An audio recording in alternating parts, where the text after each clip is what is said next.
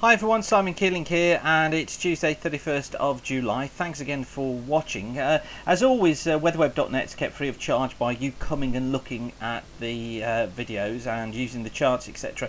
that are contained here within the site. It's you coming back regularly, which means that we can put the adverts in front of you, which generates revenue, which keeps the site going. And when you click on an advert, that generates even more revenue, and that's how this thing works. So, thank you for coming back, thank you for visiting, and thanks for telling your friends about it too. Don't forget we're on Twitter and Facebook too. I thought we'd start with an overview first of all of how things look over the coming days. This is from the ECMWF model, and these charts go forward in 24-hour steps. You can get them by going to weather charts at the top of the page there, and then down the left hand side you've got ECMWF operational. So this is the chart for the 31st. So this was the chart for midnight last night. Now there it is for midnight tonight. Look, it's this dip here that I want you to watch. This is a trough in the 500 millibar flow. You see the colours there, those yellows? That U shape is a trough. Now watch what happens to that trough. It moves eastwards, and you can see how it's associated with the area of low pressure. So it moves eastwards as we go through this weekend and into next week too, and it takes the trough eastwards with it into the early part of next week. So there's next Tuesday. Look, now all this trough hanging around us means is that basically the weather is going to be staying unsettled. It means that we'll be seeing showers, we'll be seeing long spells of rain as well. So it's this emphasis on more unsettled conditions, although not everybody will be unsettled. It looks like the southeast and East Anglia may well get away with drier conditions, although by no means completely dry, but generally the theme is for showery conditions. And then into the middle part of next week, you notice how that trough moves away to the east, but it's these features out to the west that I'm watching closely. You see that one there, this little dip again, look, in the 500 millibar flow in the area of low pressure at the surface there. Watch what happens 24 hours later. Look, we've got a dip there again, this trough coming through, and then if we knock it on by 24 hours to the 10th, you see how that trough is moving into central parts of Europe, and what it will do is probably form an area of low pressure across Central Europe as it moves in. But there's another one moving in behind here, look. So we have a ridge building to the west, we've got a trough here, and I think what's going to happen is unsettled conditions will go into central parts of Europe, and I suspect that from about the 13th or 14th onwards we may well find higher pressure building across the British Isles. Of course, it's a long way off, but we'll wait and see. And it's this idea of this settling down that I've been looking at and telling you about over the last few days. We're starting to pick up the signs from the models for that. Now, I want to show you a chart as well that has been developed for a client, and this is the CFS, temperature and rainfall.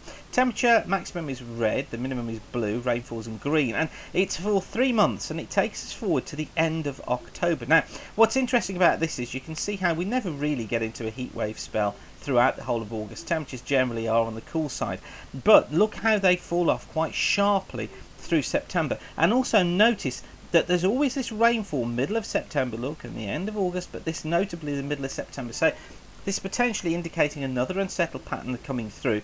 But notice what happens early October. Look, temperatures dip off, but also look how dry it goes, with temperatures falling off. So cooler but dry conditions hinted at by the GFS during the early part of October.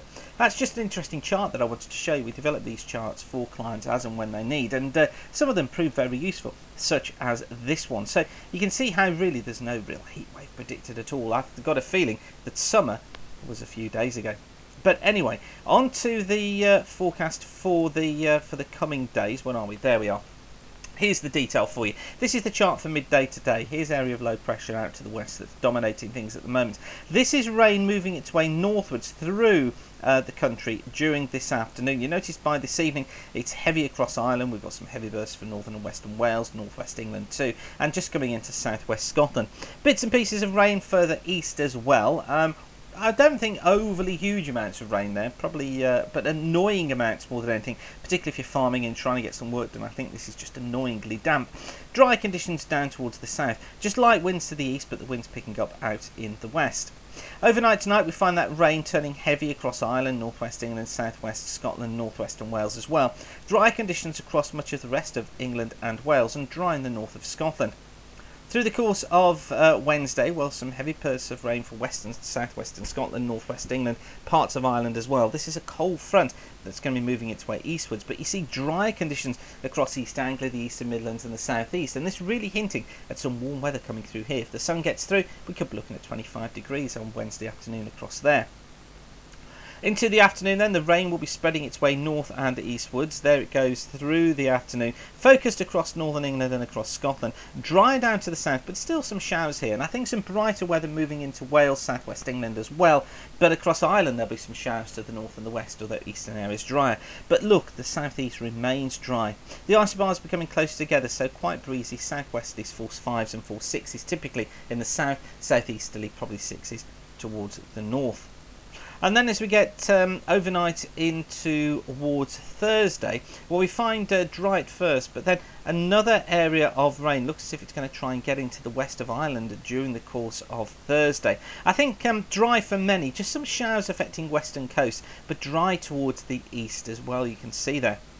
And then heading into Friday, well, the area of low pressure drifts through Ireland, so still unsettled conditions out in the west. I think some more persistent periods of rain and heavier showers could come into southwest Scotland and also western parts of Wales.